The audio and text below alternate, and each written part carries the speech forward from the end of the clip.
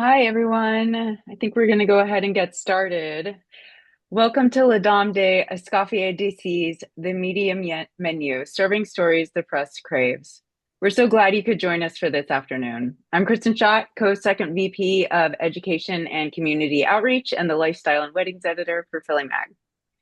For anyone new to La Dame, we're a professional organization of women leaders in food, beverage, and hospitality dedicated to supporting one another and giving back through mentorships, scholarships, and community outreach.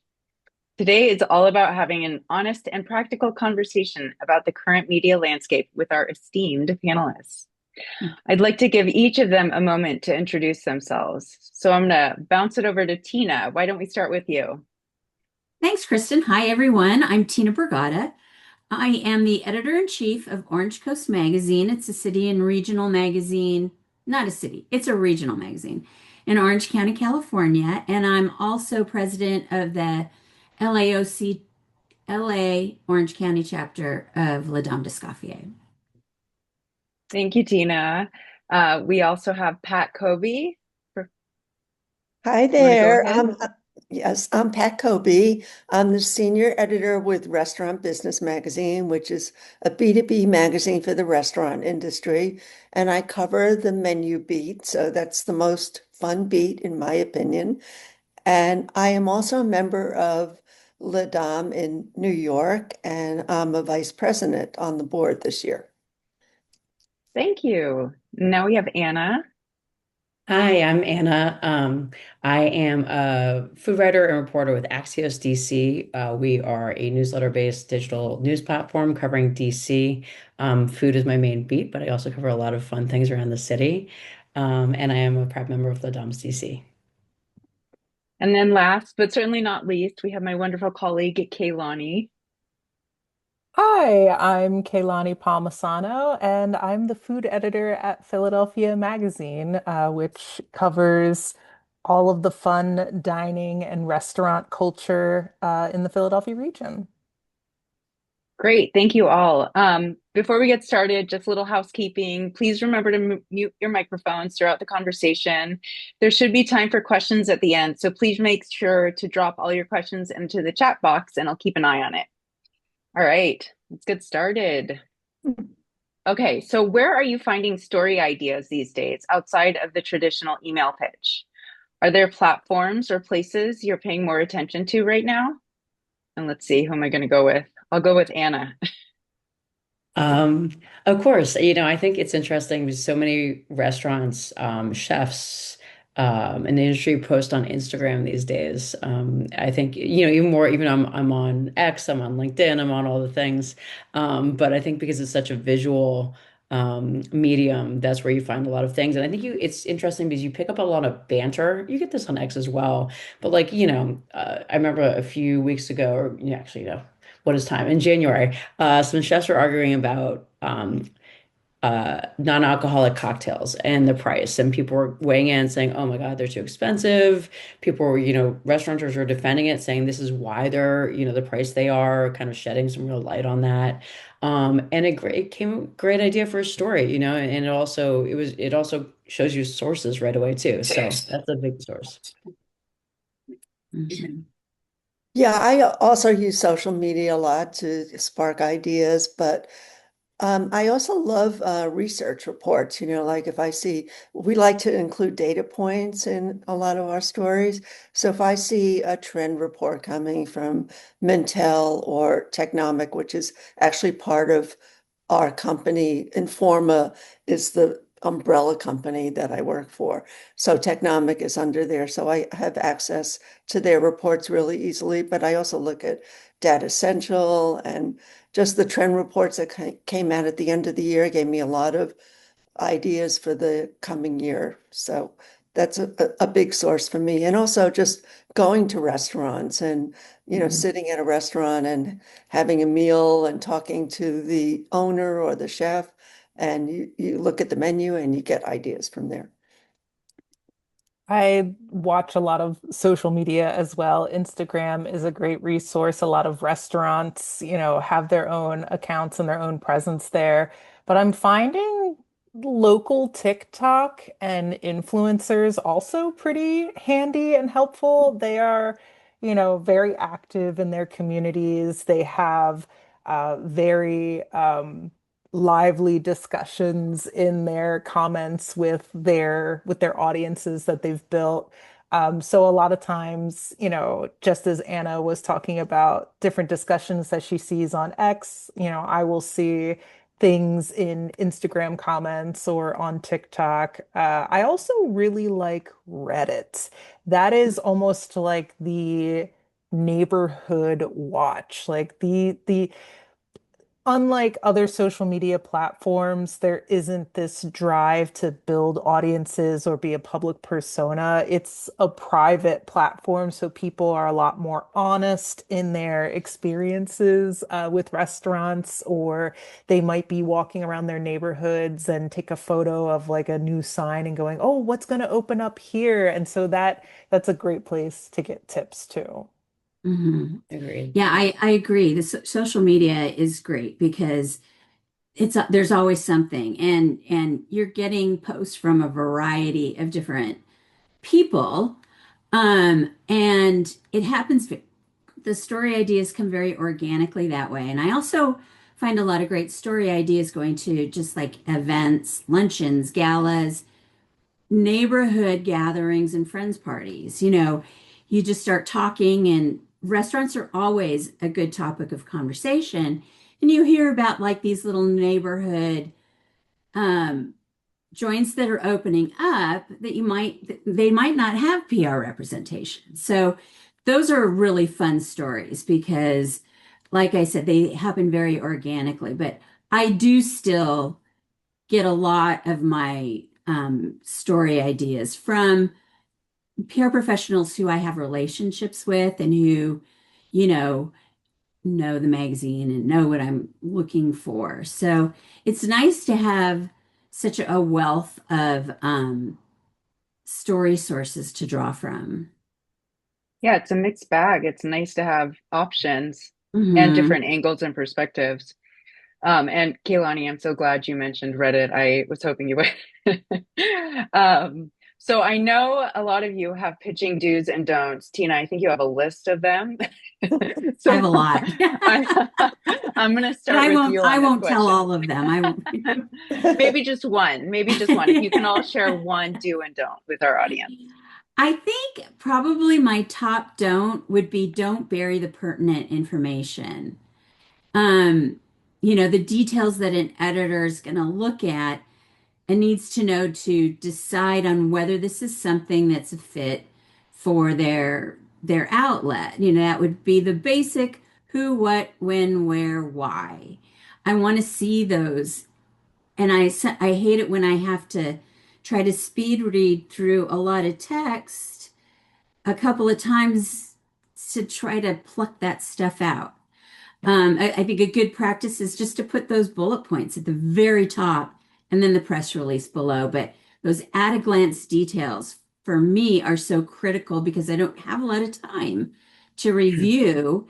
And if that information isn't easily um, viewable, I'm probably going to put it aside and just forget about it, not come back to it. Um, for a do, I'd say get to know your media outlets, their deadlines, and the type of content they publish, and the formula that they follow, and the audience that they speak to, whether it's business to business or a consumer magazine. That's all really important to know to tailor a pitch that's going to be effective. Um, Orange Coast, like I said, is a regional publication. We cover Orange County. So unless there's an Orange County angle or it's a travel story, then it's not something that I'm gonna cover. And then also in tailoring a pitch to your magazine, this kind of the, tailoring your pitch to a magazine. This qualifies as a don't, but don't pitch the same angle or the same story idea or concept to more than one magazine because that you can end up making an editor very angry and they might not ever want to hear from you again. So there's mine. Yeah, I totally agree. I like it when my big do is that I like to get pitches from people who actually read my stories, and then they can tailor the pitch to me. Because if you've never read a story and you just send out a general email to everybody that's the same, it's not going to catch my eye. So I really like it when they say, I read this story of yours, and I think this would be a good fit. And so good publicists read my stories before they pitch. And my biggest don't is I have a lot of them too, but I'll just name one. When, like in a pitch, they'll say, well, like our biggest competitor, I guess, is Nation's Restaurant News. And they say, well, Nation's Restaurant News just wrote about this. And so I think it would be a good idea for you.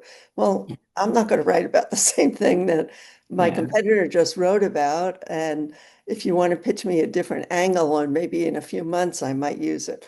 But I'm not, I mean, that is like the worst thing you can do is to say this appeared in X magazine and or Mhm. we're all digital, so I really can't call it a magazine anymore, but it's a digital publication or platform. But yeah, that's my big don't.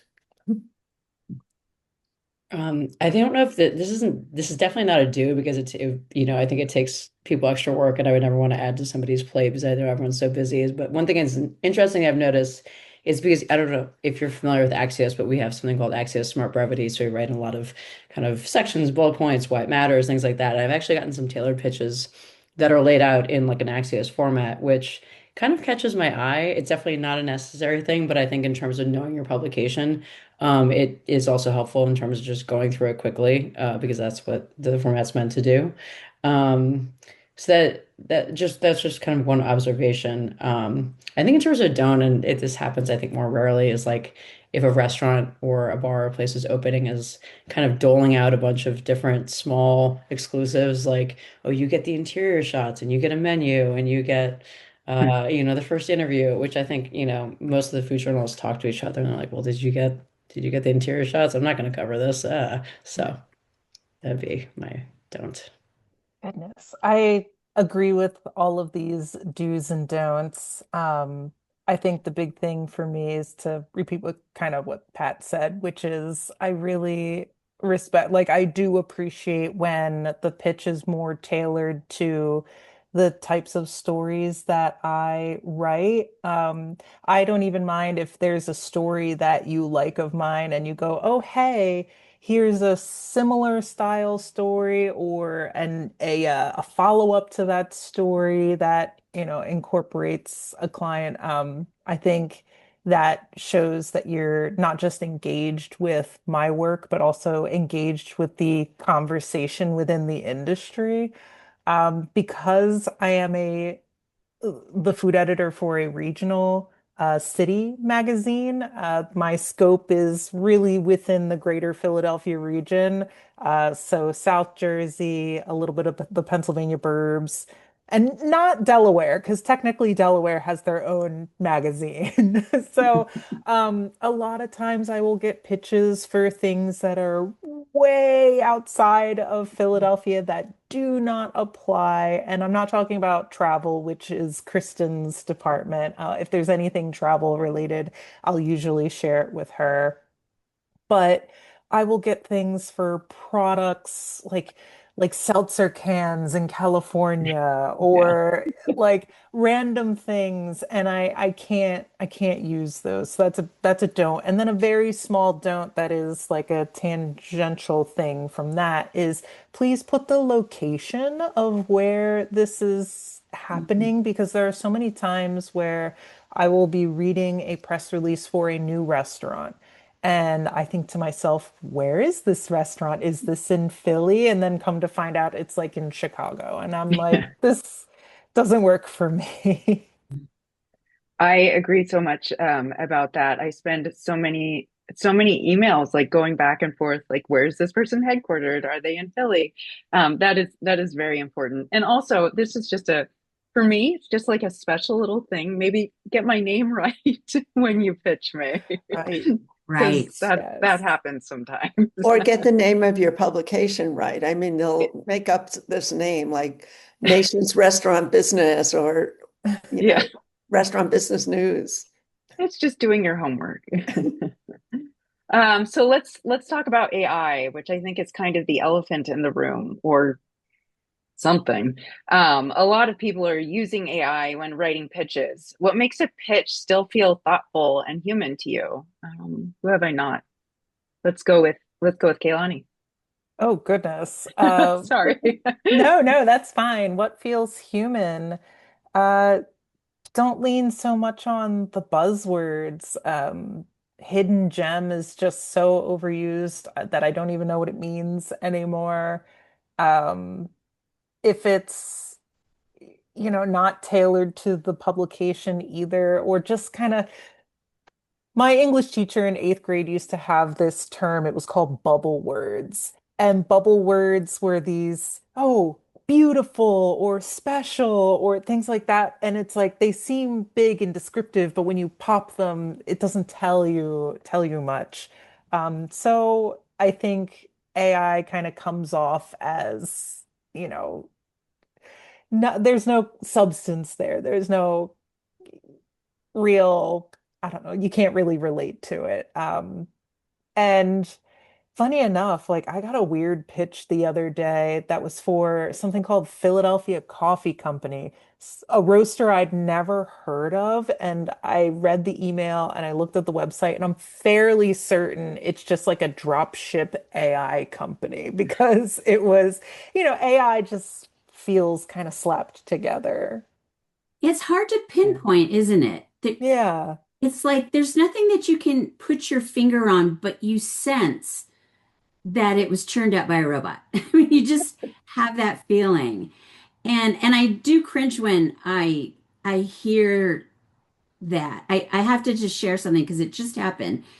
Orange Coast had this big event yesterday, and I was doing an intro to for someone in particular who's important to the magazine. Somebody from, kind of like they're an advertiser, but they weren't a sponsor. But there was a reason I was going to call her on stage to speak. And so, I sent in my introduction to be worked in, and our events person ran my words through AI. And then what came back, it just, it was not, it just was different, you know? A lot of my words were still there, but it was just different and it didn't sound like me. Um, I understand, I totally get why PR professionals will use that as a tool for creating news releases, press releases. And I know PR professionals who I really enjoy working with and I respect who use that as a tool. I think the difference is I'm fine with it for a press release. I think the difference is though I want to get that note at the top. I want to get that personal note that tells me he or she is sending this to me because of A, B, or C, or all three. And that human touch is still really, really important. I don't care if a press release helped craft the larger information, but I still need to have that human touch. I still Yeah, value I agree with that. And I think if they just write in the note that, we could set up an interview for you, or the one thing I like is to get quotes that are exclusive. Like I will it. never Hmm. rewrite a press release and use the quote that's in the press release because that's something my editor doesn't allow anyway. But it's just like goes against my grain. But I think if they could say, I can get you quotes, I could set up an interview just in the beginning of the email and then attach the press release. That makes it more personal.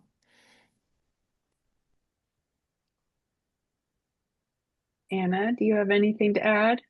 Well, I was thinking like, it's funny. I think again, working at Axios, we're very We're doing a lot of AI training, how to responsibly use it as a reporter, use it as use it as research tools, use it as ways to save time and allow you to do reporting and other things. So I don't see like, if something, I mean, obviously there's something difference between something written by a bot versus a professional who organizes their pitch using Claude. I would say just, and I don't think it's a turnoff if you're like, well, maybe this person like possibly formatted their pitch via Claude or ChatGPT, it was done well and responsibly. I would just say, it's getting more and more apparent the people who know how to use AI well and the people who don't. And so if you're using it, make sure that it's something that you're, training yourself, training your team, and it's something that, makes you look smarter, not Mhm. lazy. Yeah. Yeah, that's a good point. Being responsible about it. Mhm. All right, Pat, this one's for you. Okay. What makes a pitch feel timely or newsworthy right now, especially in food, beverage, and hospitality? Well, right now the big issue is affordability, and that's something that we've written a lot about. So if the pitch can be related somehow to affordability without, I don't want to hear about like discounts and deals, but how you're crafting your menu to attract people who may be on a budget, whether you're making smaller portions, whether you're doing really inventive happy hours, whether you're, your brunch is like a great bottomless price fixed brunch and you're doing really creative dishes. We want to hear about how you're making things affordable and how you're redefining value so that it's not all about discounts and deals, especially in chain restaurants, which we cover a lot. So, that's a really top concern. Um, the other big one, I mean, somebody mentioned it already, is the decrease in alcohol sales, because that's really impacting restaurants' bottom lines. Affordability is really a consumer issue, and the decrease in alcohol sales is really a restaurant issue that everyone's really concerned about because that's like a high margin item that is not selling well anymore. Mm.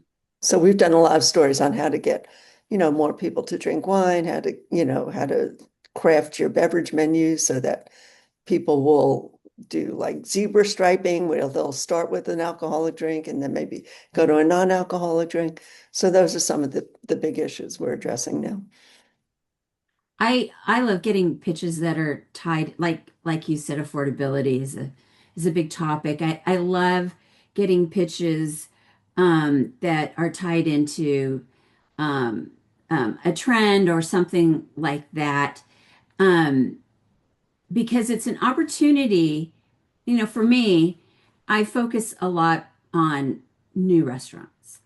And so it's a way for me to cover a restaurant that um, has been around a while and I might not otherwise cover it. Like there's this restaurant owner in Orange County the restaurant's been there for a while, but you know how sustainability is such a big thing in restaurants. And, in his first life, he wanted to be an environmentalist. He became a restaurateur instead.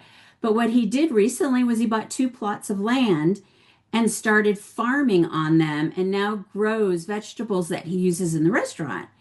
And it's like, oh my God, that's a great story. And I never would have done a story on this restaurant because it's been around for so long. It's a great restaurant, but I had no other hook to write about. So I love opportunities to feature restaurants that have been around a while, maybe fell off the it list, but they're doing something unique that makes it timely and brings it up to the top again.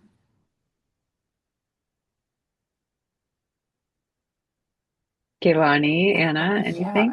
I feel like the best answers were already taken. Yeah, tying it to a national trend, restarting a conversation with an old classic.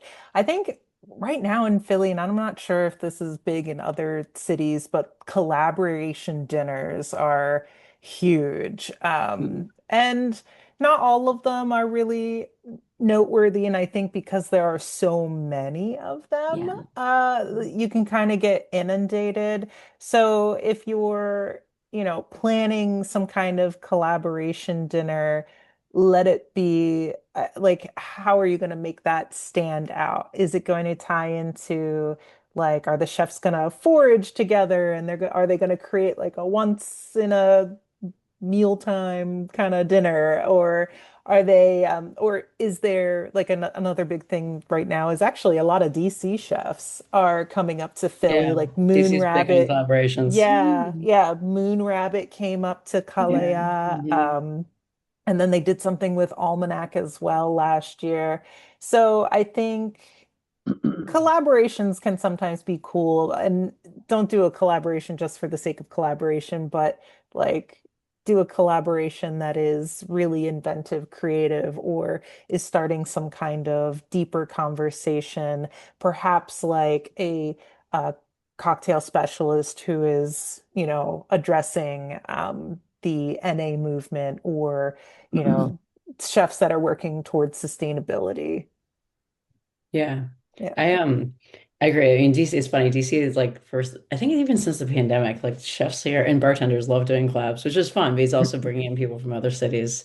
Mhm. Um, I was gonna say, I mean, this also might be unique to DC right now, but obviously, the industry is going through a tough time. The city's going through an interesting time under the new administration and various policies. And I've gotten some pitches that have been really helpful in terms of trends of how restaurants are coping. So, like, people aren't going out to eat as much. Like I've noticed these like four restaurants are turning to like different, like nouveau catering, or when we had the federal crackdown, this in the summer and early fall, it was like, here's what restaurants are doing in terms of protecting their immigrant workers, in terms of getting to work to and from safely.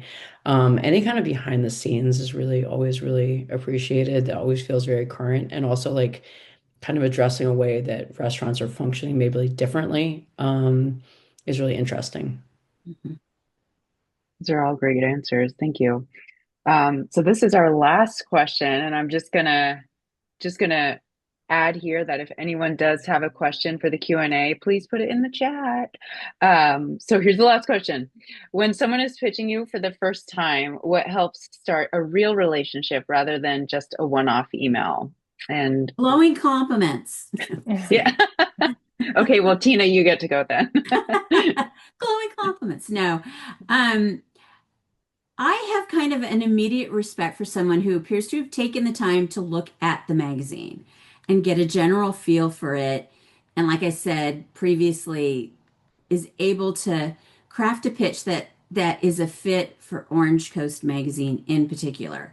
I'm much more likely to then from that point on pay attention to their emails, and I'll even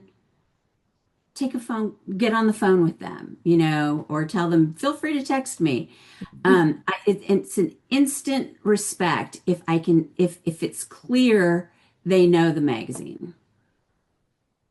Yeah, and I agree. Like, and I think also, I've had people say, "Hey, I recently read your article on Wagyu farms in Virginia. I represent a, custom barrel whiskey place, and I think it fall along the same veins, like kind of like also showing that, the person's work, or what they're interested in, um, is always really important."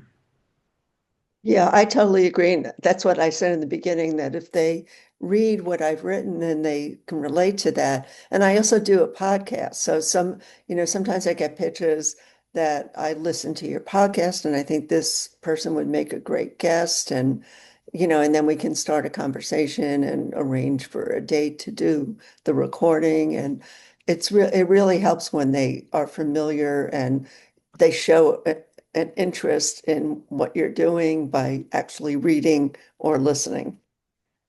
Yeah, I think a personal note that kind of ties, if you have a client that's similar to a story that I've covered. But I also, and maybe this is just me, like I don't mind if it's the first time that we've communicated, just doing some kind of introduction email that says, hi,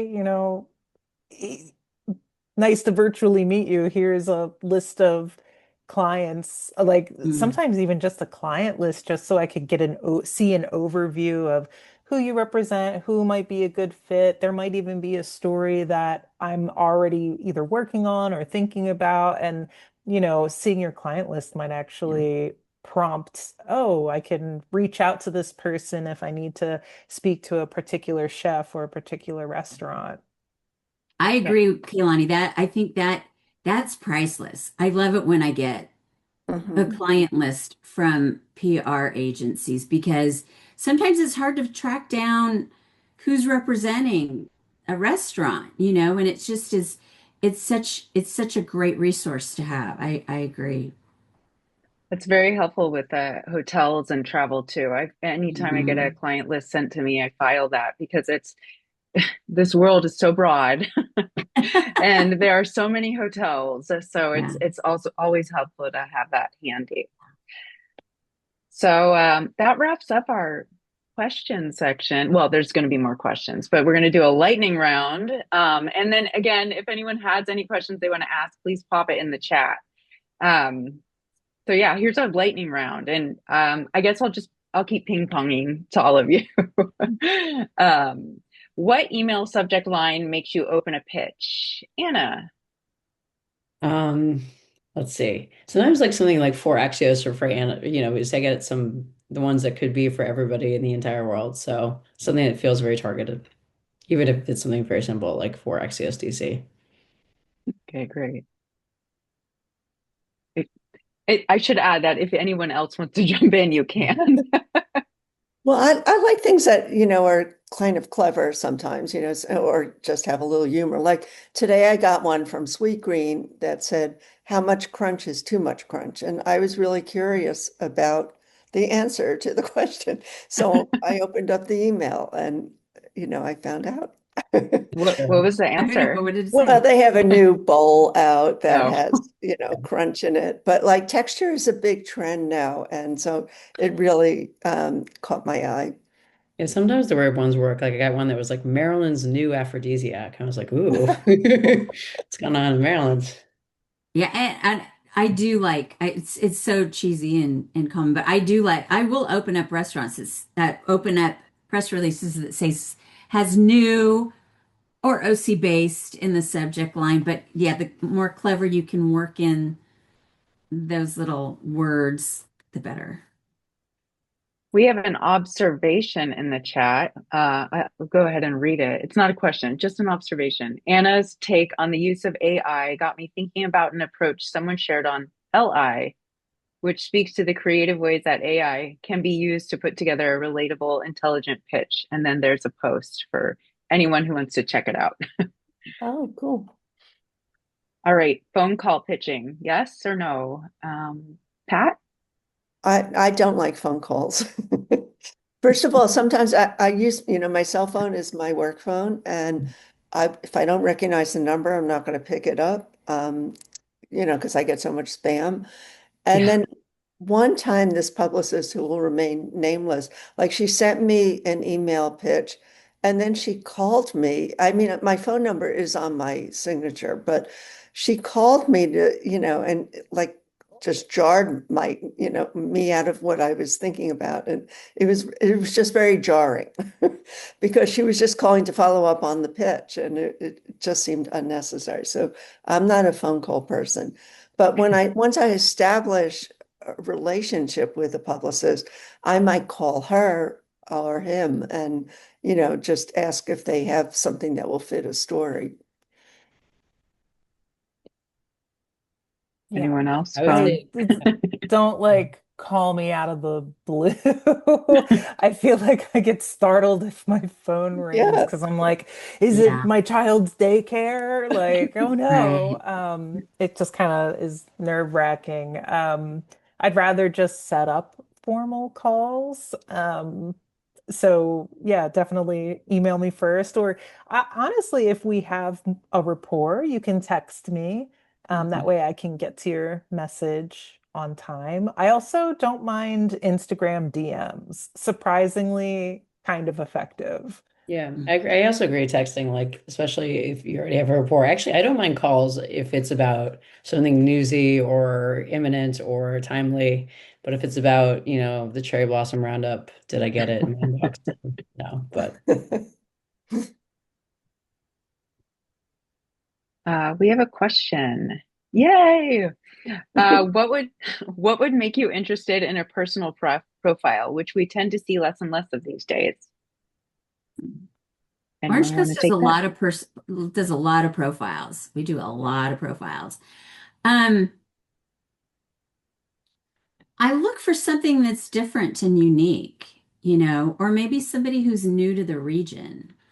I just met a man yesterday, who had been selling these high-end handbags in Beverly Hills for years, and he just moved to Orange County, which is so strange. People from Beverly Hills don't usually move to Orange County. And so now he's selling these beautiful high-end handbags here. It's like, okay, that's different. I want to find out why he moved from Beverly Hills to here and how his business is doing. And it's just looking for something unusual.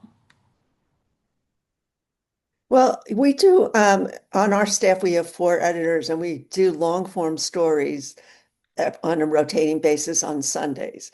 And so that's a good opportunity for me to do a profile. And I've done a couple of profiles on chefs, like, chefs that might have been pretty well known, but now they've pivoted to, something else, and they started a new restaurant group.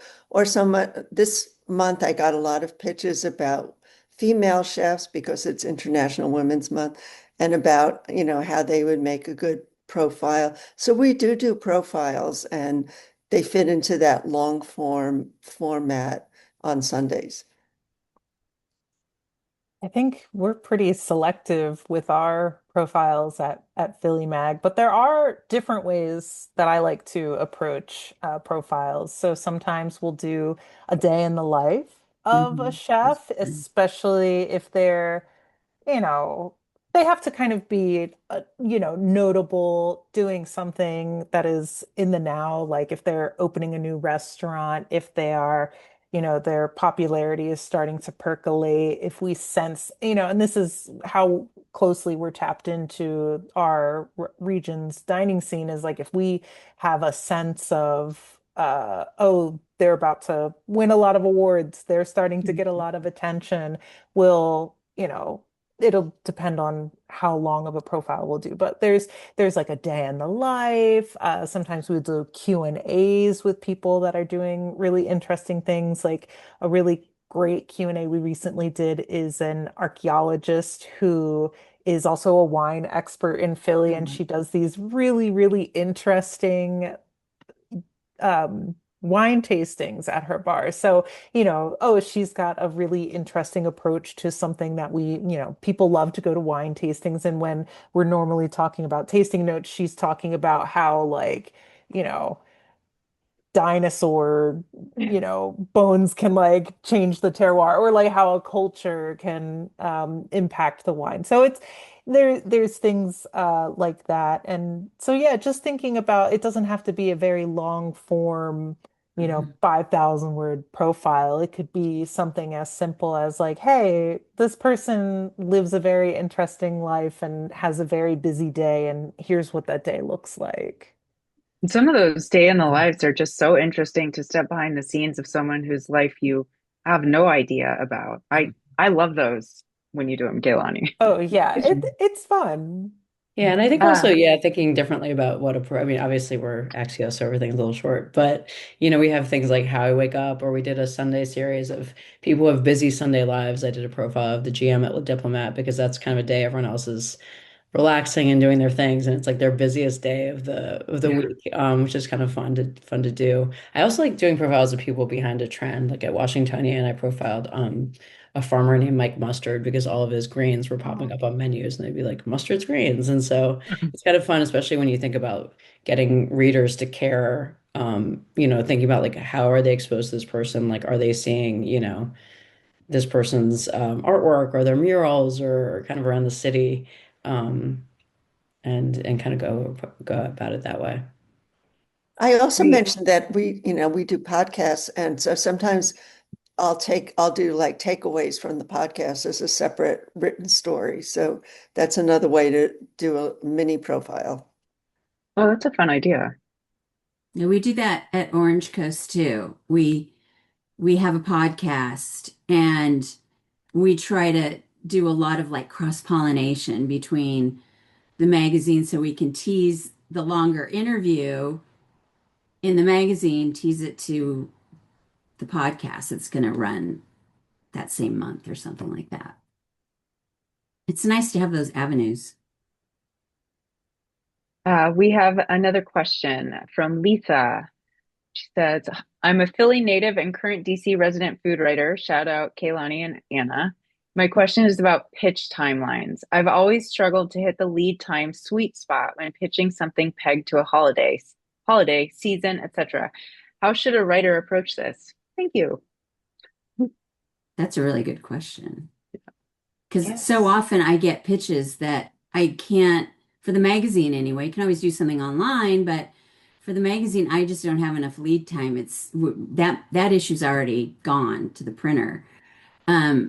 It's crazy, but you know, if you can do it 4 to 6 months in advance, you have a better chance of making it in.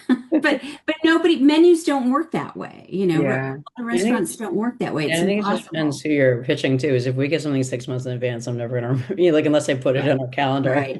That's what Like I think with that's like a digital publication. Like I think know it's your knowing, yeah, yeah, know your knowing your outlets. yeah. It's different when there's a yeah, things can go online a lot faster than they can in print. So I guess it's just knowing who you want to pitch to. For magazines, it's a long lead time. Online, not a problem. Yeah, so since we're all online, we can get something like a week ahead and write about it. But the one thing that I know we don't want to do any more don'ts. I really hate embargoed stories Oh because yeah. they'll say this is embargoed for, April 6th. Well, I'm going to totally forget about, I do try and file them, but it's really inconvenient as a writer to have to like figure out, when this is when I'm actually going to write this because it's of the embargo. So that's a bad tactic. Do do any of you ever do stories on bartenders and servers? That's from Ashley. I try to What? mention my server in my dining reviews. If my server's really great, I always try to mention the serving staff or um the people who are the bartenders. I love doing bartender stories too. I love doing mixologist Mhm. stories. Yeah, I think bartenders are also their own personalities, especially bar managers or bar directors, anyone who is putting their personal twist on the bar menu, because a lot of them are treating it with the same level of attention to detail as chefs. And it's not to say that, front of house workers don't. It's just yeah, I never really thought about, not to say that I didn't never thought about the server. I'm trying to think of a way that we would do a story on a server. I I, mean, you know, Something I for me to would think do one about. like I if would love to actually. So we do a lot of, coverage of it in Shivity too here in DC in terms of the wage policies changing. And it's great to talk to servers because you really want to, that's who you want to talk to. And it can be hard unless you like know personally somebody or you go to the restaurant because Mhm. publicists aren't usually pitching, a food Oh, runner. But yeah, I think for but like yeah, things like that, it's from an helpful. economic standpoint, oh yeah, Yeah. absolutely. But I like, yeah, mean, just Yeah. highlighting, it's not like If highlighting there's this as much. like a server that's been at a restaurant for like this remarkably long period of time, that'd be a good reason. Yeah, or like talking about maybe like yes, we did something like regulars and like interviewed some servers about like the people they saw coming in every day at this kind of fancy high-end restaurant. We also did a big package on tipping where we all contributed different sections. And I interviewed servers for that because obviously they're the ones who get the tips. So mostly. And I love doing stories on bartenders as well because there are a lot of stories there. Mhm. There's, a lot of really good ideas because they've gotten so creative with Yeah. all the different ingredients they use and the fact that they have to do non-alcoholic and alcoholic drinks now. So those are great stories. Uh, Ashley adds, I've also found that some servers go out of their way to accommodate immune compromised customers. Mm. As someone who is immune compromised, I've had that server do a special touch, and that's always very nice. We have another question. For product-based brands, would you recommend a podcast versus a magazine feature as the more effective and easier pitch? For example, the seasoning blend brand, chef's favorite cooking pot brand. What would be some helpful tips on how to approach that pitch? Well, we don't do products per se, so I wouldn't mention them in a podcast or in a story, but the one way around it is to find a chef or a restaurant that's using the product on a menu item, and they can talk about it from their point of view. We do these pages for in our lifestyle section called Connoisseur, in which we spotlight all of that person's favorite things that they use. And we haven't done a chef in a while, but I would imagine you would maybe get some favorite brands in there if we did that. Yeah, we do a page where we call it deconstructed, and we take like a signature dish from a restaurant and we ask the chef to break it down and tell us what ingredients that they use or like where they'll source the protein from or something like that. And chefs are really good about saying why they choose a particular brand or from a particular purveyor. And that's always a great place to put in, here's why that, and you quote the chef on why he uses that particular product. But yeah, it's the same. I do occasionally get product pitches, and unless there's an interesting story behind it and it's OC headquartered in OC, I'm probably not going to do something. How about this? Best day or time to send a pitch?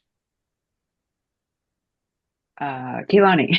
Yeah, that I feel like I have an unhealthy habit of needing an inbox zero. So Me too. I there really is no time of day. I look at every single email. So truly anytime. I mean, weekends probably aren't the best because sometimes I'll see, I'm checking email over the weekend, which I shouldn't, but I do. And if I get an email over the weekend, chances are I'm gonna forget about it by Monday. Well, for me, it's like the morning is the best because that's how I start my day. So I'll look at my emails that come in the morning and I've been told that you really should not look at your email all day to be more productive. I do sneak in there and look at it again, but also the end of the day is good because then I'll sort of end my day that way. But the middle of the day, sometimes they get lost. Yeah, I would agree. 1,457 unread emails in my Oh my inbox. God, Could no. never. Yeah, it's kind of a weight on my shoulders, but it's constant all day long. But yeah, I agree. Morning and toward the end of the day, I'll go through and this is when effective pitching is really important for somebody like me who has so many unread emails. I literally look at the subject line, and if it's something that catches my eye, or if it's from a PR person who I've worked with before, um, I'll look at those first. I will get those. I will look through those and get those cleared. It's some of the random ones that just the subject line's too general. It feels like it was just this blast to every single media agency out there, and those are probably ones that I'm not gonna spend a lot of time on. How many follow-ups is too many? Or how soon is too soon? Follow-ups don't bother me a bit. Oh, they bother me a lot. Oh, they drive I, me nuts. yeah, I mean, I don't want to get it the same day for sure. I mean, Oh like yeah. somebody will send you one, and then a few hours later, I'm just following up to see if you got the email. But I think at first I put three was too many to follow-ups to have, but now I really think it's two is too many. For me, anyway. I mean, I read them and I file them, in folders for stories that I want to follow up on, but I don't want someone to keep pinging me and asking me if I saw the email. I Yeah. think that's just that's obsessive behavior. I I don't mind think, what I don't mind I what think within I don't like this reason, guy. like I think you got to give it some time. Like, yeah, following up in the same day doesn't, that's not helpful. But a couple of days in between, because I might have missed it. I Yeah, might have missed I it. feel like And also the same thing. It's like sometimes I miss things, and I mean to reply to things and I don't, and so then the follow up is very helpful. And if we have a relationship, a text is also helpful because if it's something that they know is a really good fit or is timely, I don't mind at all. It's more like the random if it's somebody I've never talked to before. Mhm. I don't mind one follow-up because there are times where Hmm. even though I am obsessively looking at my email, I might have accidentally kind of glossed over it um or I don't know. Sometimes I do actually miss emails even though I'm trying to look at all of them. So I don't mind one follow-up. And really, I think the like a reasonable time frame is like at least 3 days. I Or like, agree. yeah, 3 days and onward. If it's like a week later, that's appropriate. Just like not the next day or 2 days later. I think that's a little bit much. Yeah, I appreciate at least a 3-day window because sometimes when you're so slammed on deadline, there's no time to even open your email. Right. I think we're gonna wrap it up soon. So I'm gonna do two more lightning round questions. Well, I kind of feel like we said this. So let's do this. Photos in the first email or only if requested? Um, anyone, First I email. anyone who wants to go. love First a email. link to Yeah. emails in the Yes. first email. I don't know why. I Love mean, it. I'm curious about the thought of as to why we need to request photos. Yeah. I really want them in the first email, either a link or attachments, because otherwise it's a waste of our time to have to ask for them again. Yeah, we're gonna need them. So Yeah, especially Yeah. also if it's something like a pitch on like cherry blossoms and you go back to it, 2 weeks later and you're on deadline, as I was this mhm. morning. It'd be great to, and then I was like, oh shoot, I have to follow up with this person for photos. I'll just not include it. All right, how about this? What's one trend you wish people would stop pitching? Hashtag food holidays. Like Oh, I Mm. agree. I can't do it. And like they always come the night before or the day of. And it just, we don't have the time, capacity, or space to cover hashtag ice cream day. I feel like it's great for daytime TV because they have hours and hours to fill, so they can do the hashtag food holidays, but not me. No. I would say two exceptions to that. One is if there's free ice cream. I remember like we've done like some like national ice cream giveaways and they've done well. And then anything we did Melanie, I don't know if you know, we did like a cheesesteak smackdown with our Axios Philly folks for National Cheesesteak Uh, Day. So if you can get yeah, into a that fight or do something kind of was that a controversial few like that. days ago was National Yeah. Cheese. Oh yeah, But usually, yeah. typically I agree, like you also don't really care about But like I National think Pizza that's Day. so it works well for Axios. It does not Yes. work well for Yes, that's Philly true. Mag. Yeah. That's true. Um, Well, I did a story. I mean, I hate the stupid national days too, but I did a story on are these stupid, food days really worth it to you are they a good marketing ploy for your restaurant? And that was a good way to kind of get some input on that. But the one thing I wish would go away so much is swicey, the word swicey, because it means sweet and spicy, and everyone, is still pitching swicey, even though it's like 3 years old. Let's see.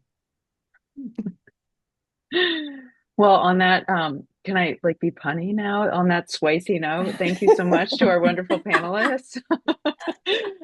Your insight was a wonderful, and I'm so grateful that we were able to share this with all of our attendees. And thank you to everyone who attended. I hope you found this exciting and informative. If you enjoyed today's programming, please consider donating to La Dame d'Escoffier DC to help us continue our mission of mentoring, supporting scholarships, and giving back to our local food and hospitality community. Finally, keep an eye on your inbox for a recording of today's session. Thanks again, and have a great rest of the week.